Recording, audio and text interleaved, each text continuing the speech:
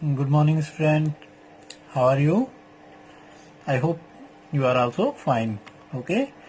So today's the new topic is some numerical of concentration. Concentration हम पढ़ चुके थे. Concentration क्या होता है? सांद्रता. ठीक है. Concentration of solution हम पढ़ चुके थे. Now the कुछ मेथड भी उसके concentration के पढ़ चुके थे. ठीक है. और some numerical of concentration. Okay. वो वीडियो में हम पहले मैं बता चुका हूँ कंसंट्रेशन की. तो सम न्यूमेरिकल देखेंगे हम कंसंट्रेशन सांद्रता से संबंधित कुछ प्रश्न. ठीक है. न्यूमेरिकल. तो कुछ प्रश्न आपके सामने लिखे हैं. द फर्स्ट इज, यदि 22 ग्राम बेंजीन में 122 ग्राम CCl4 कार्बन टेट्रा क्लोराइड घुली हो तो बेंजीन एवं कार्बन टेट्रा क्लोराइड की मास परसेंट की गणना करनी है. ओके. ये सांद्रता से संबंधित कुछ प्रश्न है. सेकंड है बेटा, 1 विलियन में बेंजीन का 30, ठीक है, 30 द्रव्यमान परसेंट CCl4 में घुला हुआ है. ओके. तो बेंजीन का मोल अंश की गणना करो. मोल फ्रैक्शन निकालना है. ओके. द्रव्यमान की दृष्टि से 25% विलियन के 300 ग्राम एवं 400 ग्राम के 25% विलियन के 300 ग्राम और 40% के 400 ग्राम को आपस में मिलाने पर प्राप्त मिश्रण का द्रव्यमान सांद्रता कैलकुलेट करनी है. ओके. 6.5 ग्राम,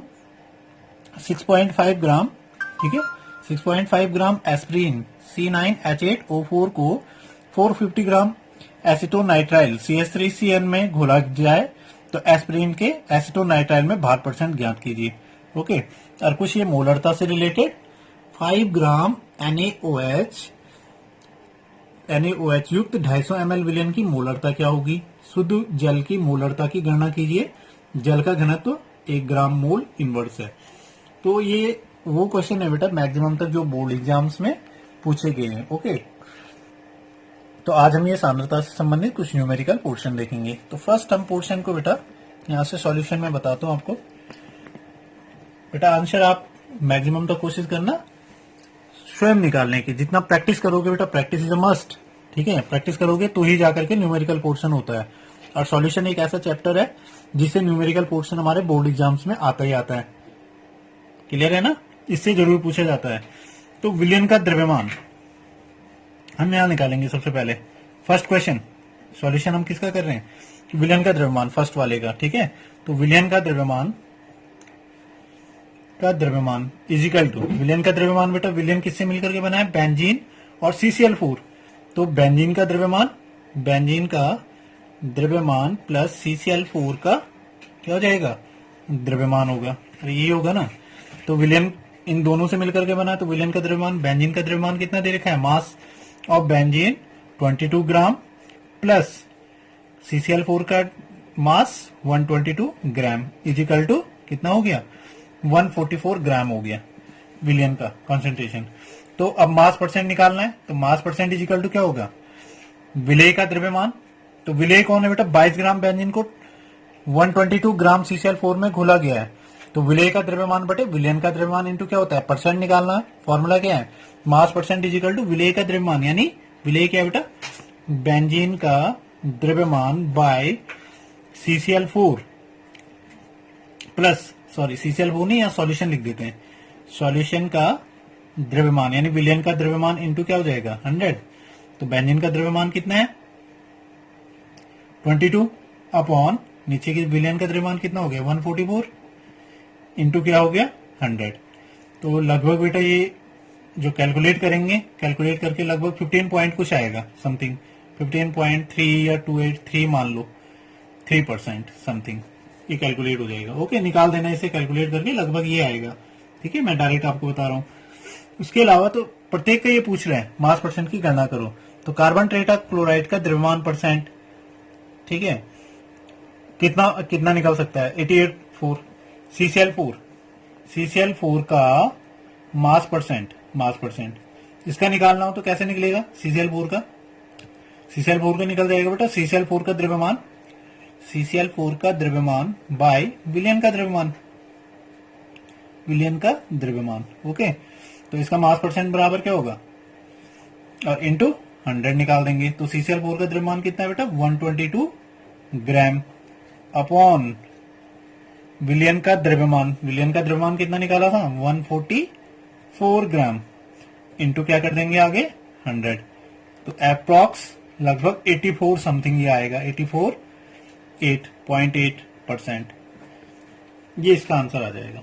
ओके, ये बोल रहा था ना बेंजीन एवं कार्बन टेट्राक्लोराइड के मास परसेंट की गणना करनी है।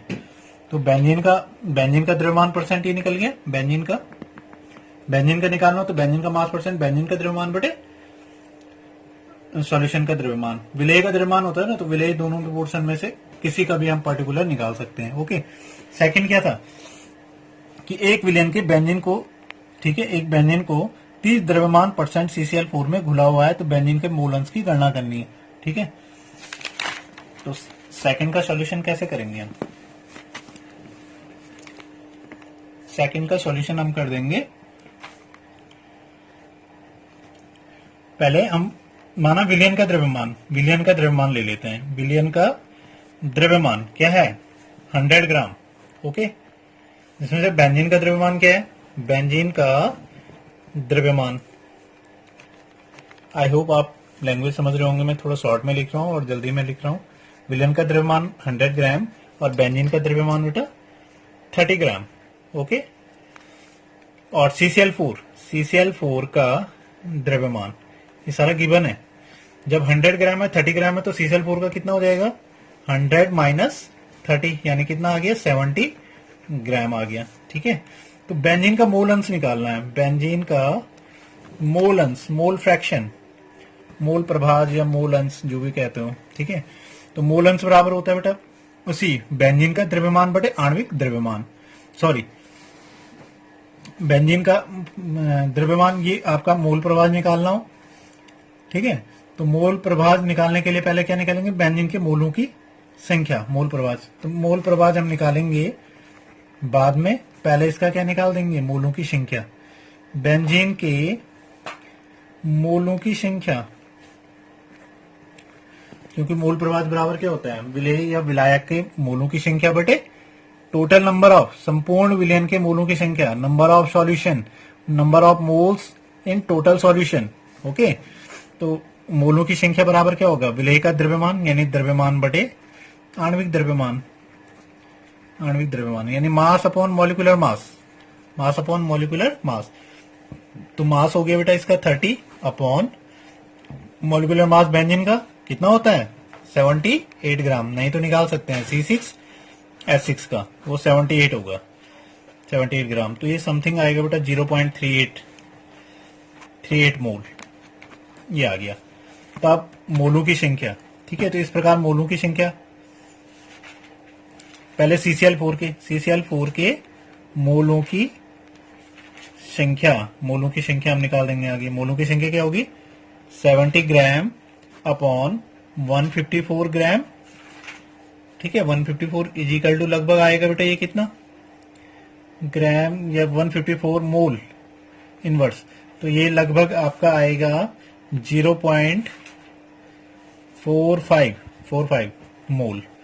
तो ये इसका आ गया, CCl4 का आ गया, बेंजीन के मोलों की संख्या आ गई दोनों की, क्योंकि इन दोनों से मिलकर के क्या बना है, सॉल्यूशन बना है। तो अब टोटल मोल प्रभाज निकालना हो तो किसका निकालेंगे, बेंजीन का निकालना हो, बेंजीन का मोल प्रभाज जिसका निकाल रहे हो बेटा, पहले उसके ऊपर क्या आएगी, बेंजीन के मोलों की संख्या बटे बेंजीन प्लस CCl4, यानी विलयन इन दोनों से मिलकर के बना है, तो विलयन के मोलों की संख्या, तो बेंजीन प्लस CCl4 के मोलों की संख्या। तो आई होप आप कैलकुलेट कर सकते हैं। बेंजीन के मोलों की संख्या ऊपर क्या आ जाएगा 0.338 बाय 0.38 प्लस 0.45, तो अप्रोक्सीमेट लगभग ये 0.458 समथिंग आएगा कुछ, 38 ये कट गया तो 45 यही तो आया सेम एज, तो ये इसके मोलों की संख्या निकल जाएगी। क्लियर हो गया। अब मैं फोर पोर्शन थर्ड फोर्थ को इसी तरह से आपको समझाता हूँ। थर्ड पोर्शन क्या है, द्रव्यमान की दृष्टि से 25% विलयन का 300 ग्राम में एवं 40% का 400 ग्राम में आपस में मिलने पर प्राप्त मिश्रण का द्रव्यमान सांद्रता निकालनी है। ठीक है, तो सबसे पहले बेटा 25% 300 ग्राम में उपस्थित विलेय कितने हो जाएंगे बेटा 25 अपॉन 100, अरे आएगा ना 25 अपॉन 100, क्योंकि विलियन कितना होगा, विलियन की मात्रा 100 होगा, तो 25 अपॉन क्या हो जाएगा 100, 25 अपॉन, बेटा ध्यान से समझ लो, इनको खुद कैलकुलेट कर देना, तो 25 अपॉन क्या आ जाएगा यहाँ पे 25 अपॉन 100 इंटू कितना ग्राम दे रखा है, गिवन 300, ये इसके लिए कैलकुलेट हो जाएगा, इक्वल टू लगभग कितना हुआ 133 और 25, लगभग ये हो गया बेटा 75 ग्राम, ये आ जाएगा। इसी तरह से अब 40 के लिए निकालना है कि 40% विलियन के 400 ग्राम में उपस्थित विलेय कितने होंगे, तो इसके लिए क्या आ जाएगा, वही होगा 40 अपॉन 100, मैं थोड़ा शॉर्ट में समझा रहा हूं यहाँ पे, ध्यान से देखोगे 40 अपॉन 100 इंटू 400, ओके 400, तो ये लगभग कितना आया 160 ग्राम, ये आ गया। तो विलेय की कुल मात्रा कितनी हुई, विलेय कितना हुआ 75 प्लस 160, विलेय की मात्रा टोटल कितनी हो गई, अरे एक विलेय ये था और एक विलेय ये था ना दोनों, तो 75 प्लस 160 को ऐड कर देंगे, ये आपका लगभग कितना हो गया 160, 235, ठीक है 235 हो गया।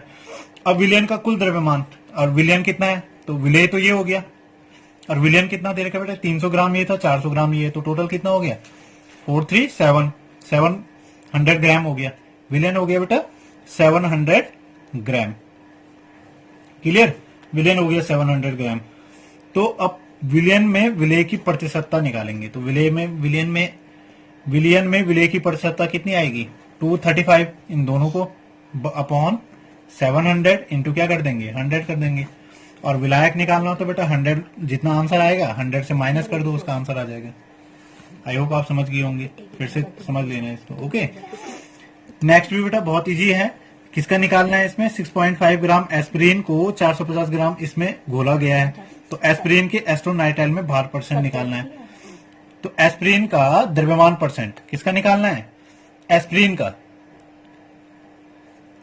का द्रव्यमान परसेंट निकालना है। तो एस्पिरिन का मास परसेंट कैसे निकालेंगे कि एस्पिरिन का मास परसेंट बराबर क्या होगा, ऊपर क्या लिखेंगे एस्पिरिन का द्रव्यमान बाय नीचे क्या होगा विलियन का, विलियन किससे मिला है एस्पिरिन प्लस एसिटोनाइट्राइल का द्रव्यमान इंटू क्या करेंगे 100, तो ये कितना दे रखा है 6.5 ग्राम, यहां भी 6.5 ग्राम, और ये कितना दे रखा है बेटा 450, बहुत सिंपल है 450, तो ऑलरेडी इनको ऐड करके 100 से मल्टीप्लाई करके लगभग आंसर आ जाएगा इसका। फोर्थ भी क्लियर हो गया होगा। अब थोड़ा पोर्शन हम देख लेते हैं बेटा, ये आगे वाले 2 क्वेश्चन, ओके। एक तो 5 ग्राम NaOH, 5 ग्राम